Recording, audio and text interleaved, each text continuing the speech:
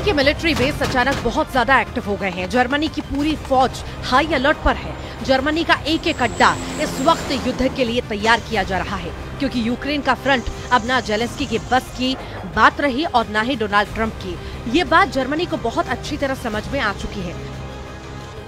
Germany की संसद में सेना पर खर्च बढ़ाने के लिए ऐतिहासिक बिल पास हुआ है। अगले 10 सालों के लिए जर्मनी के बुनियादी ढांचे में नई जान फूंकने की कोशिश की जा रही है और इसमें सेना को ऐसा हाईटेक बनाया जा रहा है।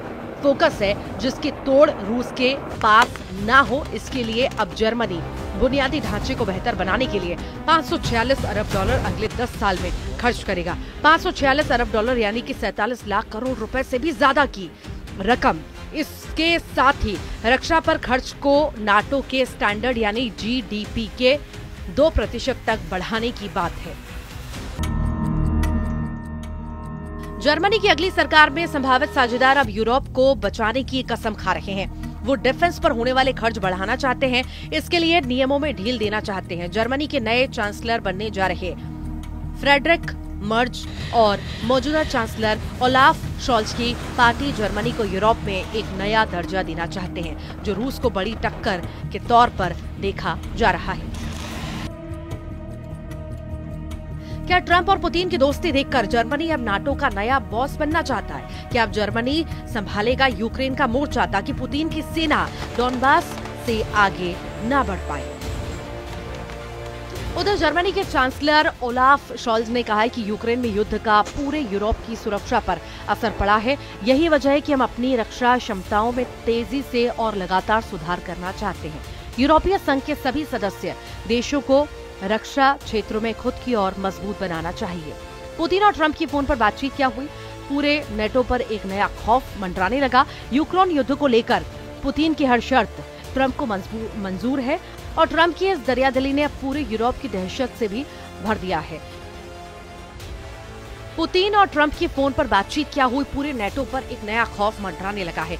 यूक्रेन युद्ध को लेकर पुतिन हर शर्त ट्रंप को मंजूर है और ट्रंप की इस दरियादिली ने अब पूरे यूरोप को दहशत में डाल दिया है। दहशत यानी डर, वहशत यानी पुतिन का गुस्सा, वहशत यानी नाटो के सबसे बड़े देश अमेरिका का रूस के सामने सरेंडर। सवाल है कि क्या पूरे यूरोप को लग रहा है कि ट्रंप ने पुतिन की युद्ध विराम वाली शर्तों को मानकर एक तरह से यूक्रेन के साथ पूरे यूरोप को संकट में डाल दिया है? क्या अमेरिका ने नाटो को बहुत बड़ा धोखा दिया और इस धोखे का सबसे बड़ा खामियाजा अब यूक्रेन नहीं बल्कि यूरोप उठाएगा? क्या इसीलिए नाटो ने अमेरिका की लीडरशिप खत्म होती हुई नजर आ रही है? क्या इसीलिए अब जर्मनी नाटो का नया बॉस बनना चाहता है क्योंकि रूस के खिलाफ मोर्चे में एक नए लीडर की जरूरत है? पुतिन और ट्रंप की फोन पर बातचीत क्या हुई? 24 घंटे के अंदर जर्मनी में युद्ध की तैयारी को लेकर एक नया माहौल बन चुका है, क्योंकि खबर यह है कि पुतिन ने ट्रंप को फोन कॉल के लिए 1 घंटे तक इंतजार कराया। यानी पुतिन ने अपनी शर्तों पर ट्रंप से बात की। लिहाजा जो पुतिन चाहते थे ट्रंप वो करने को आराम से राजी हो गए। जर्मनी अब बहुत ज्यादा ताकतवर बनना चाहता है और इसकी चर्चा पूरे यूरोप में हो रही है। पुतिन भी इससे वाकिफ है कि उनको टक्कर देने के लिए नाटो का एक बड़ा देश अब अमेरिका की जगह लेना चाहता है। जर्मनी का त्रिशूल कितना खतरनाक है? क्या यह पुतिन को नुकसान पहुंचा सकता है? इसे समझने के लिए 3 तस्वीरें देखिए। एक तरफ जर्मनी का फाइटर जेट यूरो फाइटर है जो खास रूस के सुखोई फाइटर को मार गिराने के लिए तैयार है। फिर जर्मनी का एयर डिफेंस सिस्टम IRST है जो यूक्रेन को भी सप्लाई किया गया और इसने रूस के कई फाइटर जेट गिराए हैं। रूस की क्रूज मिसाइल भी इसकी शिकार बनी है। और तीसरे नंबर पर है जर्मनी का लेपर्ड टैंक। तेंदुए की फुर्ती वाला ये टैंक यूक्रेन को भी सप्लाई किया।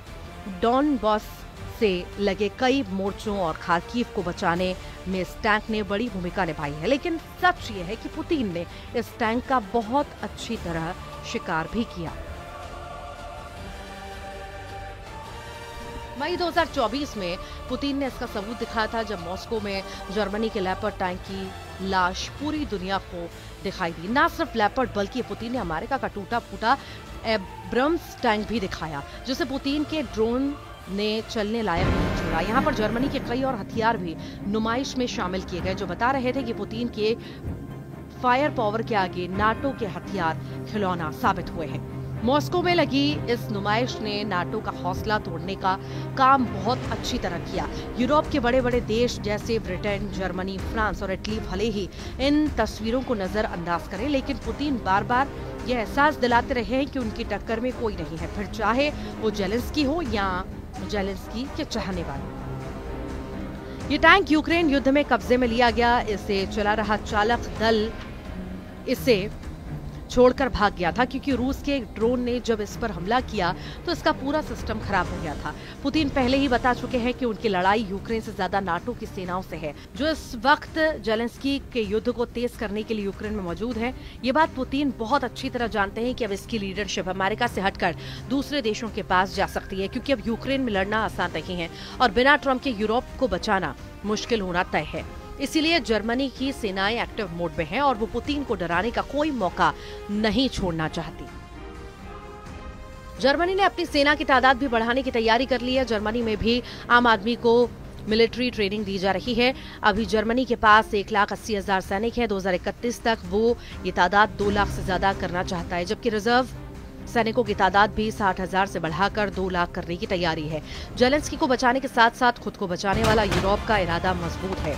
इटली के प्रधानमंत्री जॉर्जिया मेलोनी ने तो यहां तक कह दिया कि नेटो के आर्टिकल 5 में बदलाव किया जाए। नेटो के अनुच्छेद 5 में कहा गया है कि किसी सदस्य देश पर अगर हमला होता है तो वो नाटो के सभी सदस्य देशों पर हमला माना जाएगा।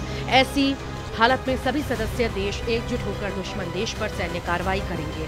मेलोनी चाहती है कि इस आर्टिकल में संशोधन करके यूक्रेन को भी शामिल कर लेना चाहिए। उधर इटली के पीएम जॉर्जिया मेलोनी ने कहा है कि ये काफी असरदार होगा। ये नाटो में शामिल होने से अलग है, लेकिन इसका मतलब है कि यूक्रेन को नाटो देशों के समान सुरक्षा मिलना। मुझे लगता है कि ये स्थिर, स्थायी और प्रभावी सुरक्षा की गारंटी होगी। ये निश्चित रूप से उन प्रस्तावों में से एक है जिसे हमने टेबल पर रखा है। जॉर्जिया मेलोनी की बात से जेलेंस्की जोश जो है जेलेंस्की में बढ़ेगा, इसमें कोई शक नहीं। पुतिन के खिलाफ जेलेंस्की के युद्ध को मेलोनी और ताकत देना चाहती है। मेलोनी से लेकर मैक्रो तक बता रहे हैं कि यूक्रेन को कैसे बचाया जाएगा और इसी ट्रैक पर चलते हुए रूस को कैसे यूरोप से भी दूर रखा जाएगा।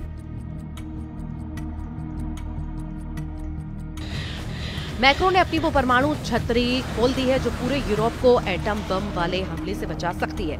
यूक्रेन भी, ब्रिटेन भी, इटली भी, जर्मनी भी, यूरोप का कोना कोना इस छतरी के नीचे आकर पुतिन के परमाणु गुस्से से बचना चाहता है। परमाणु छतरी यानी रूस की मिसाइलों के खिलाफ काउंटर अटैक की गारंटी, जो अमेरिका के बाद फ्रांस और ब्रिटेन की ही दे सकता है, क्योंकि यूरोप में इन्हीं दोनों के पास परमाणु हथियार हैं। फ्रांस ने अपनी एयरफोर्स की रेंज में भी दिखा दी है। दक्षिण अमेरिका के फ्रेंच गुयाना में जब एरियान 6 रॉकेट लॉन्च किया गया तो उस लॉन्चिंग का वीडियो फ्रांस के राफेल विमानों ने बनाया। एरियान 6 से फ्रांस की एक मिलिट्री सैटेलाइट लॉन्च की गई है। फ्रांस से 7,000 किलोमीटर दूर इस जगह मैक्रो ने अपने राफेल विमानों की ताकत दिखाई है।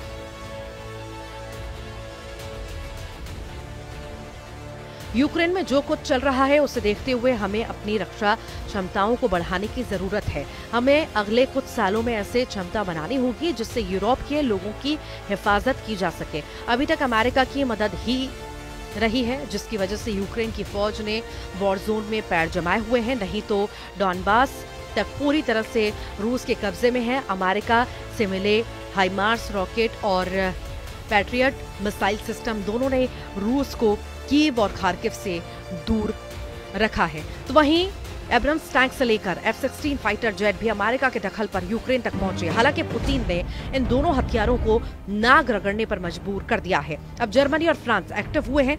सवाल है कि इन दोनों नेटो देश का आक्रामक रुख पुतिन के गुस्से को दबा पाएगा या नहीं।